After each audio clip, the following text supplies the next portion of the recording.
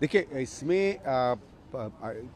वो जेल में रहकर मुख्यमंत्री रहते हैं नहीं रहते हैं, इसमें कोई कानूनी बाधा तो है नहीं। और ये ऐसे भी आम आदमी पार्टी का अपना निर्णय है, वो क्या करना चाहती क्या नहीं करना चाहते वो जाने। मैं तो केवल एक व्यक्तिगत रूप से ये कह सकता हूँ कि शायद बेहतर ये होगा प्रशासन के हिसाब से कि वो किसी को मनोनीत कर दें, कोई चला ले, लेकिन ये उनके ऊपर है, वो किस तरह चलाना चाहते हैं क्या नहीं चलाना चाहते हैं। इसलिए मेरे ख्याल से बेहतर यही होगा कि हम इंतज़ार करें आम आदमी पार्टी का और केजरीवाल साहब का क्या निर्णय होता है इस पर। लेकिन सर, भारतीय राजनीति का एक आधार होता है, वो आधार क्या कहता है, परिपाटी क्या है भारतीय राजनीति का? नहीं, भारतीय राजनीति में तो ये भी परिपाटी है कि किसी पर अगर रेप का केस लगता है तो उसको हटा दिया जाए,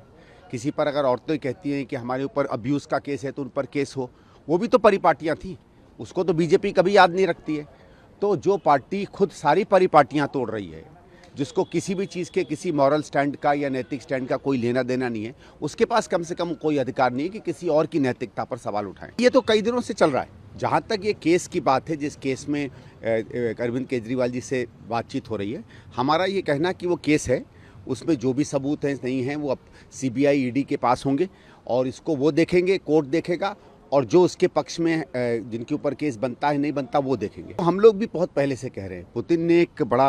अपने तरीके का, मैं बहुत अच्छे तरीके से उनका सिस्टम नहीं समझता हूँ, और अपने तरीके से उन्होंने कुछ एक ऐसे तौर तरीके बना रखे हैं जिसमें वो कुछ करे न करें वो अत्यंत लोकप्रिय होकर हमेशा वोट जीतते रहते हैं। और वहाँ जितने स्थानीय लोग हैं, जो विपक्ष के लोग हैं, उस बातों को बताते हैं कि वहाँ की लोकतांत्रिक प्रक्रिया को उन्होंने अपने तरीके से अपने शिकंजे में ले लिया है। और इसी तरीके का एक हम लोग भी जो विश्लेषण कर रहे हैं वो कर रहे हैं कि जिस तरीके से भारतीय जनता पार्टी की सरकार राष्ट्रीय स्तर के और राज्य स्तर के चुनावों को